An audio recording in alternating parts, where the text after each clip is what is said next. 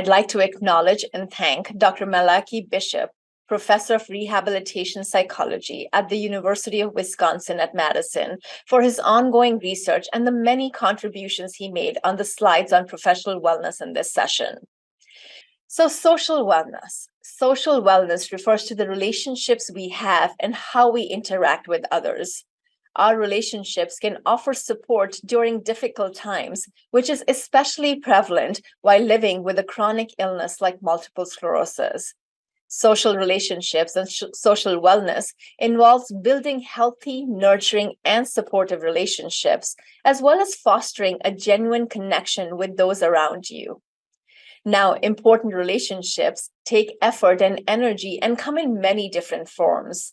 These could be relationships with family and friends, parenting, dating and intimacy, as well as the professional relationships we have with our colleagues. So figuring out how to make room for MS in your personal and professional relationships without giving it more time, attention, and energy than it really needs is key.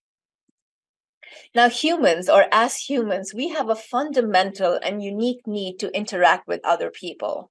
Social connection is a fundamental human drive. This means that we're naturally drawn towards interacting with each other and creating meaningful connections. And although other animal species also interact and create social relationships, the high level of complexity in human social interactions is unique to us. It's also important to realize that we all might differ in how much and what types of social connections we seek out. Now, social behaviors have evolved over history because they're beneficial for us. One of the reasons humans have these unique abilities to communicate and form bonds is because throughout human history, it has been adaptive for humans to care for one another. In caring for one another, we have been able to build successful communities. Social relationships allow for reproduction. It allows for protection of one another from threats, competition for resources that other species might want, and of course, for innovation and planning for the future. In fact, our social systems have greatly contributed to many of the advancements that we now have today. Now, there are lots of different types of social support, and social support, really by definition, is about receiving benefit through emotional and/or practical support, feeling that your social relationships provide you with a sense of well-being. So, building on this idea of benefiting from others, I want to describe or define a few different types of social support. So, the first one that I have here is belonging. It means that you have people to be with, or a group of people that you identify as a part of. Now, this could be your family members, this could be your coworkers, your close friends, a group of volunteers, or even identifying as an individual with MS when you're interacting or have close friends who have MS, or activists, or churchgoers, or a neighborhood of people. So just having the sense of belonging. The second one that I have on my list right here is emotional support.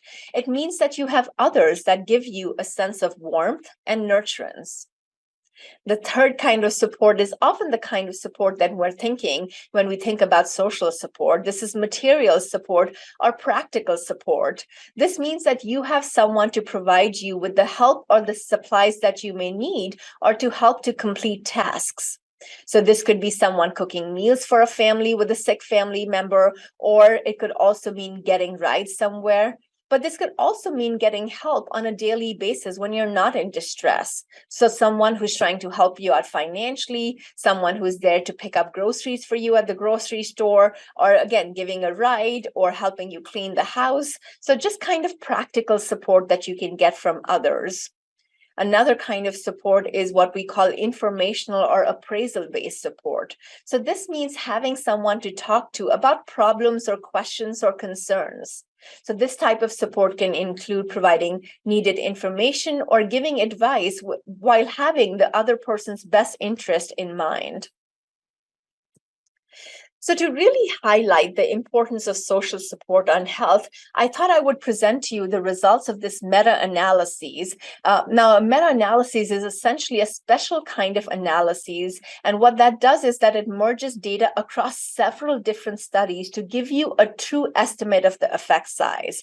So, this meta analysis that was done to look at the effects of social support on health merged data across 148 studies with over 300,000 participants to study whether social support reduces the risk of what's called all-cause mortality.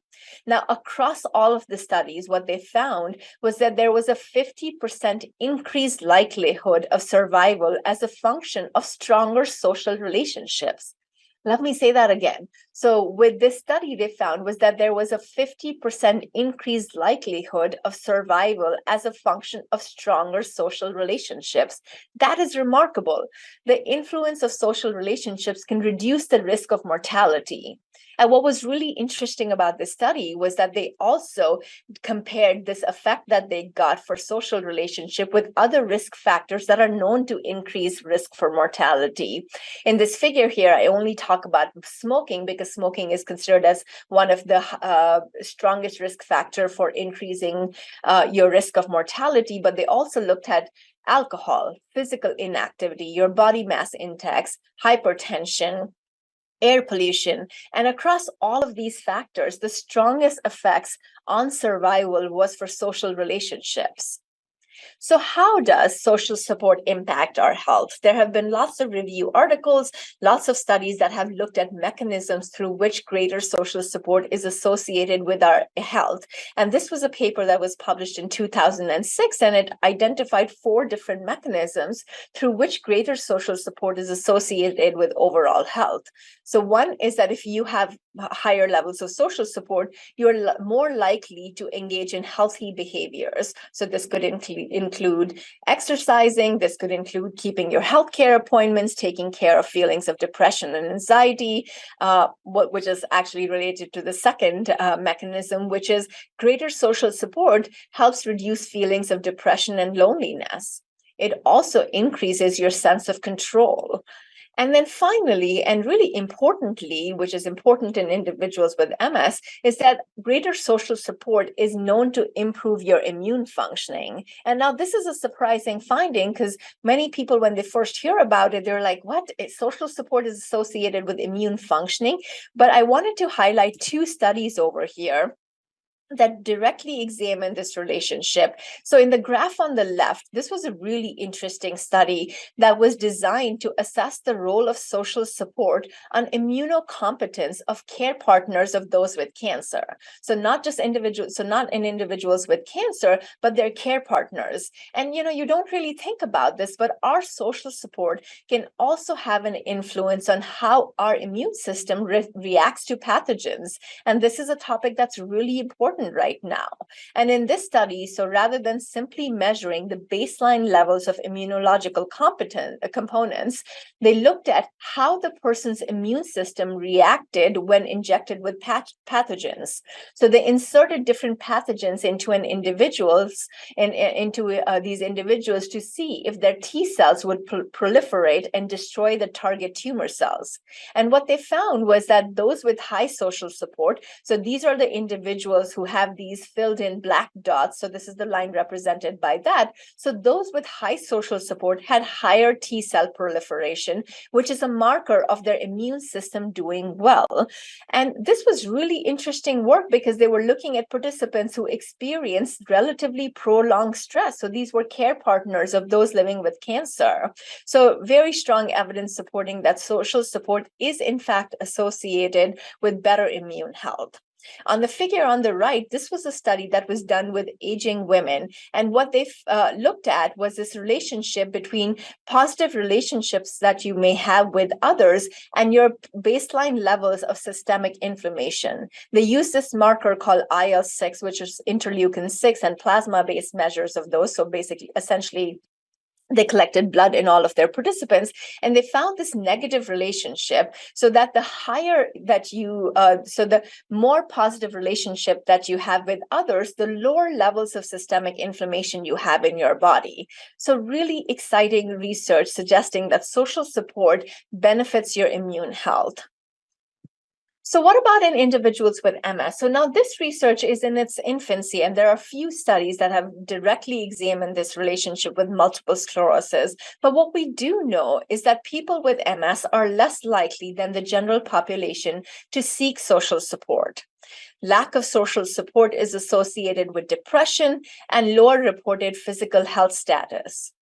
And also, not only does lack of social support impact the individual living with MS, it also tends to impact their care partner. So compared to non-care partners, MS care partners report poor mental as well as physical health status. And greater feelings of care partner burden are associated with hopelessness, trouble making decisions, as well as social isolation. So all of this to say that there is a reciprocal relationship between the distress experienced by a person with MS and their care partner. When one of you works on improving your social support network, as well as improving your social wellness, the other one has a higher chance of working on their social wellness as well. And in fact, for people with MS and their family and care partners, greater social support is associated with so many health benefits. It's associated with improved adjustment to the disease. It's associated with reduced symptoms of depression, as well as a higher quality of life. So how do you go about increasing your social support? So I've been talking a bit in terms of general strategies that you can do, but these are really specific strategies to improve your social support with your close network of friends and family members. So the first one really here is encourage teamwork and mutual support. So look for ways to help each other, make use of each other's strengths, express appreciation for each other. There is a whole line of research on gratitude and how expressing gratitude and showing gratitude, especially towards your family and friend members, can go a long way in terms of cultivating a deeper and more meaningful relationship. Respect each other's concerns and opinion. Just like the concerns of individuals with MS are valid, the concerns of their care partners and living with the unpredictability of this disease are important as well. So respect those concerns. And recognizing when you may need outside help and seeking that outside help. So really encouraging teamwork and mutual support. Fostering open communication, that really forms the backbone of what we can of cultivating these deeper and meaningful relationships, right? So the first and foremost strategy is be available to talk in a quiet setting.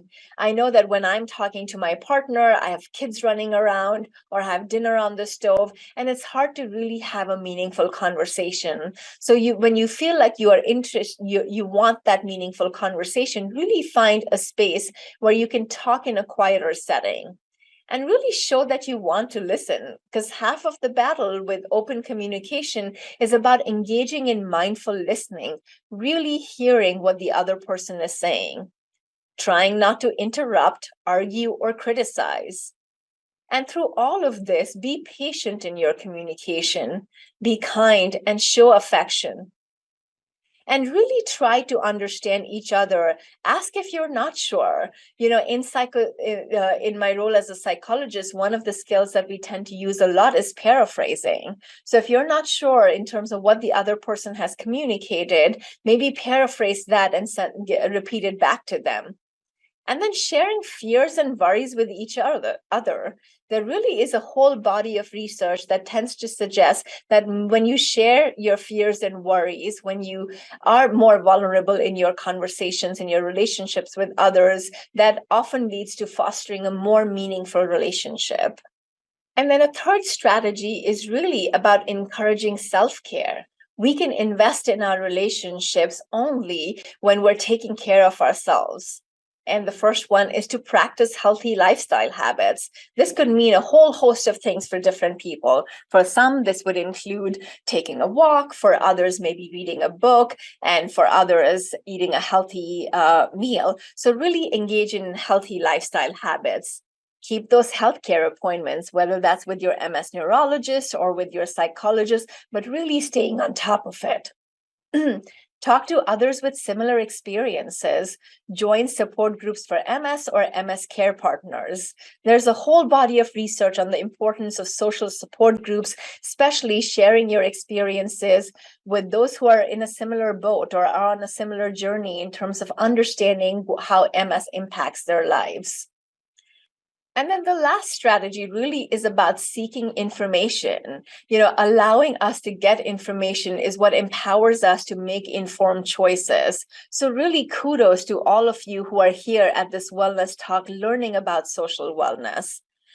Go to appointments together. So not just you going to your MS neurologist appointment, but also taking your care partner with you. And one thing that really helps you prepare is to bring a list of questions to appointments, especially in between appointments. If you have questions that come up, jotting those down so that you can take them to your next appointment. So all of these very different strategies can really help you build your social support as well as improve your overall social wellness. Now, everything that I've been talking about so far really has been about building your social support network and your social wellness, especially when it comes to friends and family members. But another really important aspect of building social wellness is to think about professional wellness. Now, many people living with MS will at some point face this difficult decision about their career as well as their employment. Now, these decisions are often complex. So the purpose of Dr. Bishop's research, exploring employment and wellness, is to promote informed decision-making and effective ongoing planning by providing resources that can help with these decisions. When you think about this employment issue, there really are two sides to the problem. On one hand, we do know that participating in employment is an important contributor to your physical and psychosocial health as well as quality of life. Employment can provide access to economic security, social connection, identity, health insurance, and healthcare. It can also improve our daily structure and motivation, and just helps us have connections to resources that contribute to health and wellness. In fact, in a recently completed large national survey of National MS Society members, employment was identified as one of the areas of life most important to quality of life. At the same time, work can also be a major source of stress for people living with MS. It can contribute to anxiety. It can potentially exacerbate symptoms, negatively impact mental and physical health, and just overall expose people to situations of conflict, self-doubt, and discrimination. Now, so MS researchers have been exploring this relationship between MS and employment for decades, but it's only recently that researchers have really started to look at how employment affects health and overall wellness. In fact, in many studies, people with MS who are employed have been found to be more likely to have better cognitive functioning, lower rates of loneliness and depression, better physical functioning, as well as high life satisfaction and quality of life. What's not clear, though, is that whether these findings suggest that working promotes these positive health and outcomes and wellness, or whether people with MS who have fewer and less impactful symptoms are more likely to be working. And in fact, it is much more likely that they both are true. Now, the onset and lived experience of MS can make staying in the workforce a real struggle. Fatigue and cognitive symptoms of MS have consistently been identified as the leading causes for loss of employment. In fact, demographic and work environment can play a role as well. Now, although more than 95% of individuals with MS in the US have employment history, 50 to 80% of people with MS who are working at the time of diagnosis are no longer working in the workforce within 10 years, and approximately 40% leave employment in the first 3 years after diagnosis. And so, for some people, the decision to stop working really may be the healthiest choice. For these people, it's important to have the resources and the support to plan for the personal, social, psychological, physical, and financial changes that go along with this decision. Now, often people with MS decide or are encouraged to leave work before they feel that they need to. Research with unemployed people with MS suggests that up to 75% left their jobs voluntarily, often before their symptoms even made them incapable of working. 80% reported that they retained their ability to work, and up to 75% reported that they would like to return to work. So, for those of you who are wanting to continue or even go back to work but may be struggling, it's important to have access to resources, advocacy, and the support system. So, just to kind of walk you through some of these are some of the recommendations for professional wellness. The first and the most important one is seek information and support before making decisions about career and employment. Talk to your healthcare provider about your experiences with working and how working may be impacting your health. The National MS Society also has resources available to support you.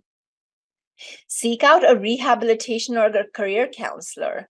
These professionals really can help you with resources to improve your current situation or explore work and career options that may better align with your current interests and health or abilities. Understand your employment rights. Explore resources that inform you about disability and employment legislation, like the Americans with Disability Act amendments, and making effective disclosure decisions with employers or with your coworkers. Also know that there are many ways to stay active and enjoy the health benefits that have been associated with working and that don't necessarily involve paid employment. And if you can no longer work, explore volunteer opportunities and other ways in which you can engage with your communities. Bottom line, there are just so many things that you can do to stay connected to your family, friends, and community to build your social support. It really is my sincere hope that you feel empowered to get out there today.